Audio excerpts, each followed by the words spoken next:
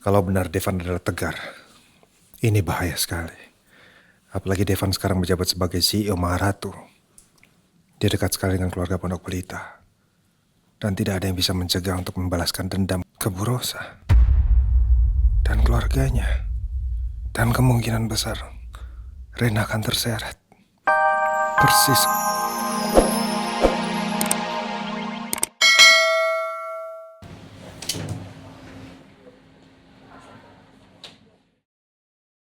Kenapa lengan kiri Devan bisa terluka seperti itu ya?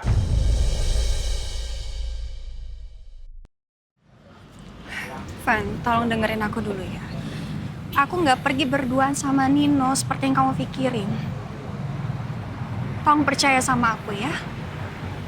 Buat apa sih aku bohong sama kamu? Kamu itu kan suami aku. Kamu harus percaya sama istri kamu. Ingatan Elsa sepertinya belum sepenuhnya kembali. Dia masih menganggap aku sebagai suaminya. Itu artinya aku hanya tinggal menunggu waktu sampai semua itu kembali.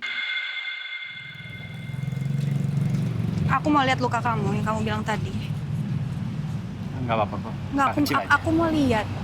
Boleh kan?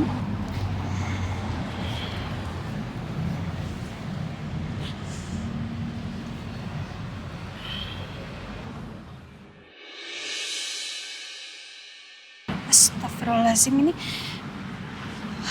ini luka kenapa? Hah? Enggak, ini iya kemarin itu jadi ada pipa yang bocor. Jadi aku coba perbaiki dan aku kena paku. Kenapa sih kamu nggak minta sama tukang aja? Kenapa harus kamu sendiri sih? Ya karena aku pikir aku bisa kerjain sendiri, ya kenapa harus aku panggil tukang? Udah sekarang ini tolong bukain pintunya. Aku ambil kotak P3K. Udah nanti aja, saya nggak apa-apa. Van, please. Udah kamu tunggu sini aja. Tolong bukain. Udah dibuka kok. Udah ya?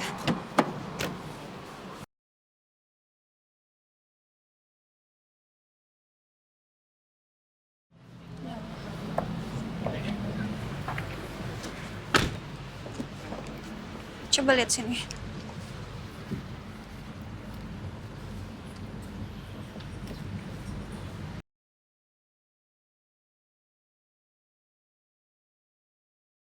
Elsa benar-benar khawatir sama aku. Ini tulus. Aku bisa merasakannya.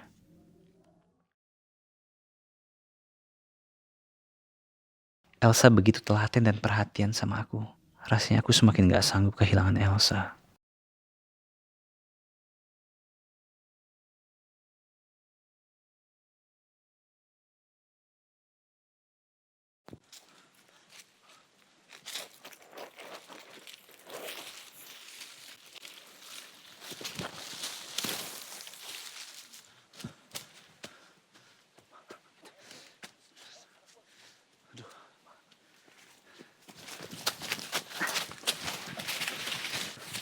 Gimana?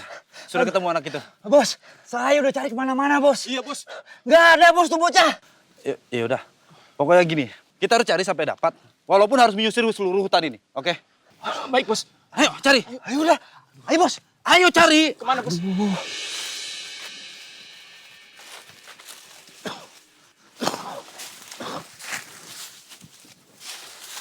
Gimana? Bos. Nggak ada, bos. Iya bos. Kita harus bergerak lebih cepat lagi. Karena kalau sudah gelap, kita akan sulit mencari jasad Rena. Iya bos. Oke. Benar, Bos. Ya.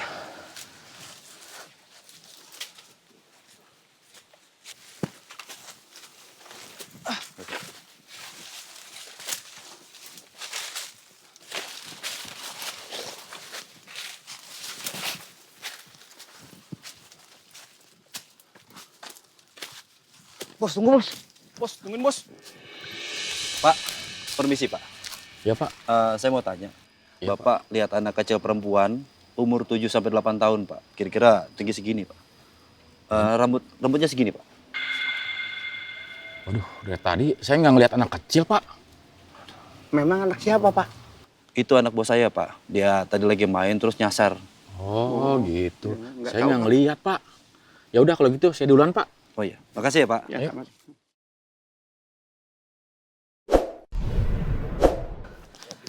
Bos, Bos, Gimana? Kalian sudah ketemu? nggak ada bos. Saya ini udah telusuri nih sungai ini sampai ujung bos. Iya, Bos. Nggak ketemu bos. bener bos. Gawat. Jelas-jelas tadi tubuhnya Rena itu ada di sana. Tapi kenapa sekarang sudah nggak ada? Apa ada orang lain yang menemukan jasad Rena? Kalau sampai ke tangan polisi, semuanya bakal berantakan. Bener nih. Kalian yakin sudah mencari dengan sangat teliti? Yakin bos. Saya udah nanya sama penduduk bos. Kagak ada yang tahu bos. Gak ada Iya, yang Bos. kenal tuh bocah. Bener bos. Kalau saya lapor ke Bu Arumi, pasti Bu Arumi ngamuk. Dan seenaknya nyuruh saya terus nyari jasad Rena. Bu Arumi mana mengerti susahnya cari jasad di tempat ini. Gini aja. Kita bikin galian, gundukan tanah. Kita buat seperti makam biasa. Oke, Oke bos. Oke bos, siap. Di mana bos? sebelah Kemana, sana. Bos? Sebelah sana. Ayo ke bos. Ayo bos.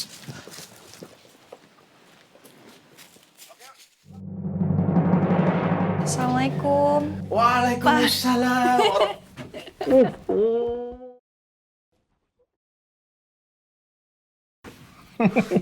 Papa kangen banget sama kamu sayang. Aku juga kangen sama papa. Tapi lain kali kamu jangan pergi gitu ya. Bu, nggak ngasih kabar sama Papa sama Devan. Papa tuh sama Devan tuh panik loh. Kamu begitu. Iya.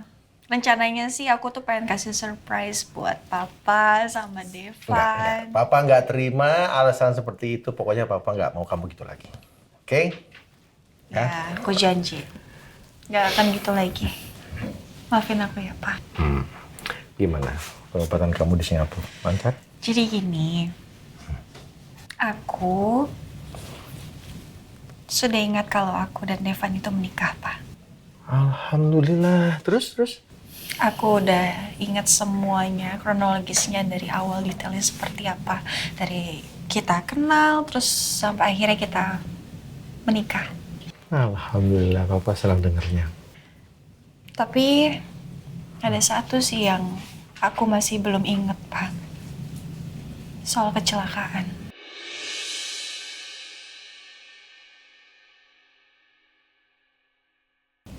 Yang bikin aku hilang ingatan sampai sekarang. Pelan-pelan pasti kamu akan ingat semuanya. Kamu nggak usah khawatir ya. Papa yakin itu kok. Syukurlah. Ternyata Elsa belum ingat soal dia memergoki aku bersama Arumi dan Juno. Sayang, kamu kan masih belum sehat bener. Kita pulang sekarang ya. Kok cepet banget? Ngopi-ngopi dulu aja. Papa bikinin kopi buat kamu ya. Gimana? Ya udah besok aja kali ya, Pak. Sekalian ngobrol besok. Ya udah. Udah kamu istirahat ya. Assalamualaikum. Waalaikumsalam.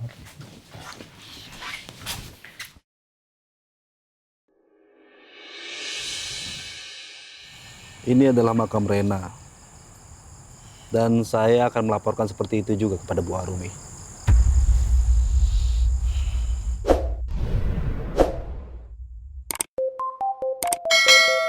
Siapa sih yang nelfon? Ganggu aja deh, lagi maskeran juga.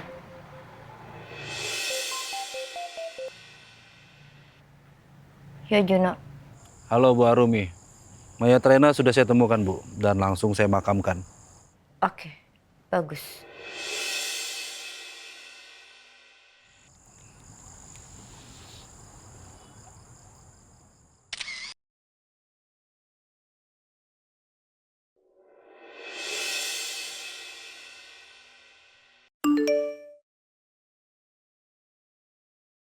Ini makamnya Bu, kalau nggak percaya.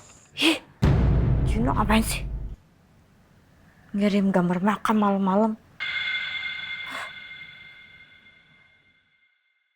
Jadi gimana sih? Ceritanya kamu tuh beneran ketemu sama Elsa di bandara atau dia minta jemput kamu? Kan? Ini pertanyaan-pertanyaan menjebak nih kayaknya nih. Enggak. Masih nggak percaya kalau aku sama Elsa itu sama sekali nggak ada janjian apa-apa. Kan aku ke Malaysia, dia ke Singapura. Kebetulan dia ketemu di airport, makannya bareng, lakinya datang, ribut deh. Ya bukan hanya aku nggak percaya, cuma maksudnya aku jadi ngebayangin jadi Devan aja. mungkin juga kalau aku jadi Devan aku akan curiga sih. Di waktu yang sama, di tanggal yang sama, kalian ada di bandara. Jadi kayak janjian kan maksudnya.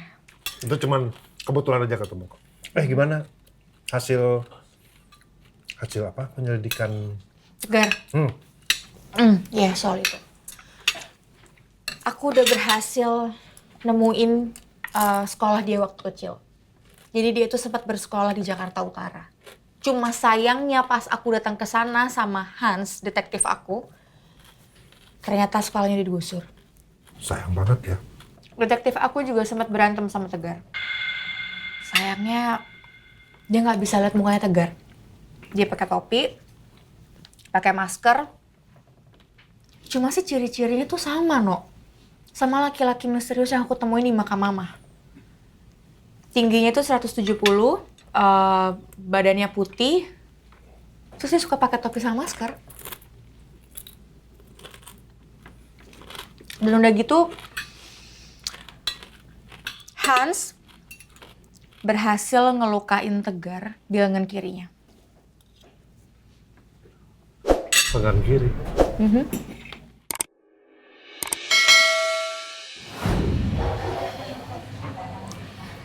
Aku minta maaf. Sakit.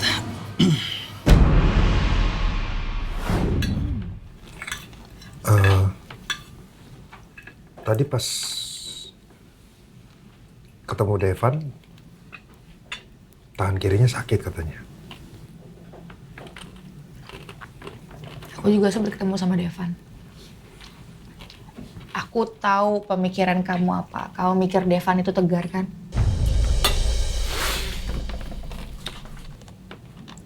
Coba kita pikir-pikir lagi. Kamu bilang tinggi 170-an. Kulit putih. Orang sekitaran kita dengan tinggi segitu, Devan. Kita pernah berpikiran kalau pertama, Tegar ini pasti ada maksud dengan keluarga Pondok Pelita. Kalau dia ingin mencelakakan Pondok Pelita, artinya dia harus masuk dalam lingkungan Pondok Pelita. Berhasilkan dia menikahi Elsa dan menjadi sekarang CEO Maharatu? Ditambah lagi ciri-ciri yang kamu nunjukin, kok aku yakin kalau Devan itu Tegar? Kenapa? Ya kamu berlebihan aja gitu loh. Ya nggak mungkin lah, No. Masa ya Devan sih? Lagi gini, kalau emang Tegar itu Devan, dia udah nyelakain Tante Rosa dan yang lainnya udah dari lama, No. Ya dong, dia deket banget sama keluarga Pondok Pelita. Mungkin belum waktunya aja. Kita nggak pernah tahu. Atau kita diam-diam coba tes DNA Devan.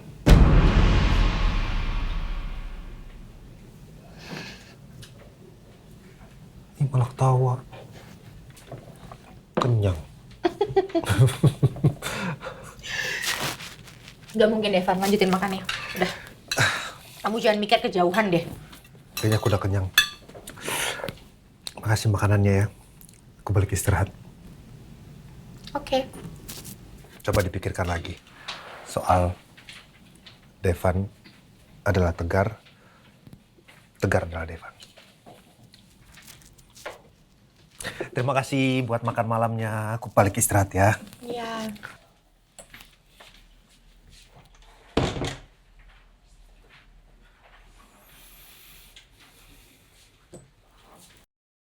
Kalau benar Devan adalah Tegar, ini bahaya sekali.